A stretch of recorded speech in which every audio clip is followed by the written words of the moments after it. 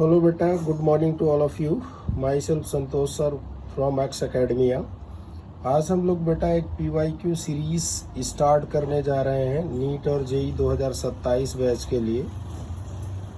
यहाँ पर सबसे पहले मैंने 11th क्लास से स्टार्ट किया है। यहाँ पर चैप्टर फर्स्ट लेते हैं हम लोग 11th क्लास का मोल कंसेप्ट। मोल कंसेप्ट में अगर आप देखो बेटा एक 2026 जेई मेंस शिफ्ट फर्स्ट का एक क्वेश्चन है।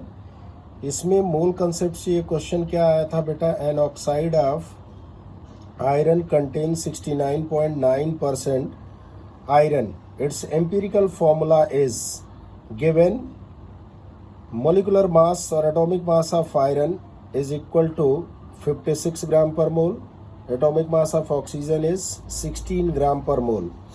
यहाँ आपको ऑप्शन दिया हुआ बेटा FeO, दूसरा Fe2O3, तीसरा Fe3O4, चौथा आपको दिया है FeO3।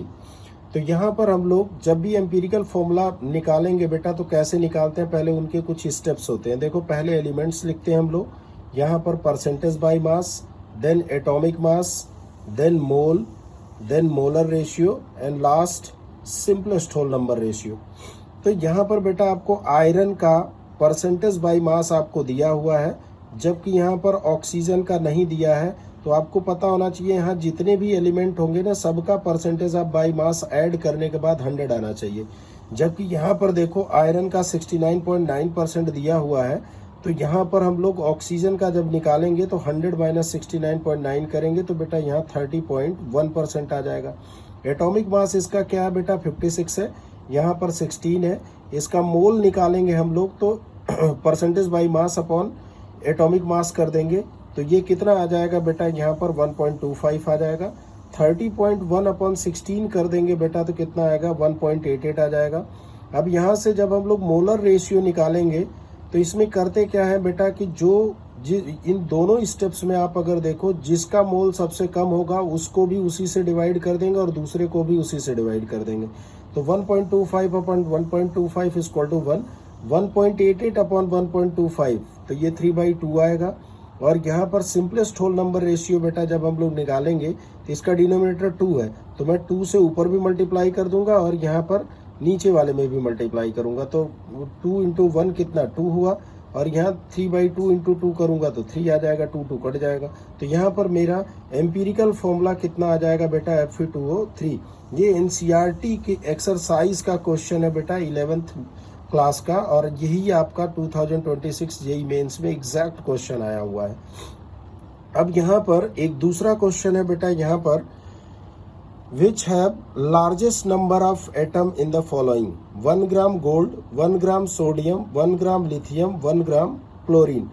यहाँ हम लोग जानते बेटा एक फॉर्मूला है कि number of atom is equal to mole into Avogadro's number into number of atom already present. Number of atom already present मैंने यहाँ पे इसलिए नहीं लिखा क्योंकि ये एटम का केस है। अगर मॉलिक्यूल का केस होता तो जिस भी उसका हम लोग नंबर ऑफ एटम निकालते बेटा यहाँ पर ऑलरेडी नंबर ऑफ एटम से मल्टीप्लाई करना पड़ता, लेकिन ये एटॉमिक केस है तो कोई दिक्कत नहीं है, मोल इंटू एवोगाड्रोस नंबर कर दो बेटा। यहाँ पर अगर देखो दूसरा आप कर सकते हो कि number of atom is equal to mole को लिखो mass upon atomic mass into क्या है एवोगाड्रोस नंबर। अब आप अगर देखो बेटा यहाँ पर सबके मास बराबर है तो इसका मतलब मैं लिख सकता हूँ कि if mass same then number of atom is inversely proportional to molecular mass या एटॉमिक मास के हो जाएगा, मॉलिकुलर मास या एटॉमिक मास। तो यहाँ पर अगर देखो बेटा आप एटॉमिक मास लिख लो क्योंकि एटम का केस है।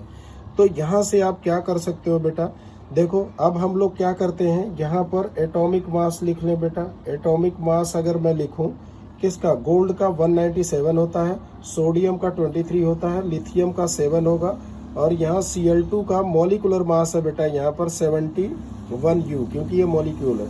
अब आप देख लो बेटा कि यहाँ पर number of atom inversely proportional to atomic mass या मॉलिकुलर मास के होता है। तो मैं क्या कर सकता हूँ यहाँ पर देखो, अब मास तो सबके सेम है। अब देखिए जिसका एटॉमिक मास बेटा सबसे कम होगा या मॉलिकुलर मास सबसे कम होगा वही इसका क्या हो जाएगा, आंसर हो जाएगा। उसमें नंबर ऑफ एटम क्या होंगे, सबसे ज्यादा होंगे। तो यहाँ पर अगर देखो बेटा हम लोग क्या लगा सकते हैं, लिथियम। इसका आंसर क्या हो जाएगा बेटा, लिथियम। यहाँ पर अगर आप देखो बेटा Fe2O3 होगा पहले वाले का आंसर।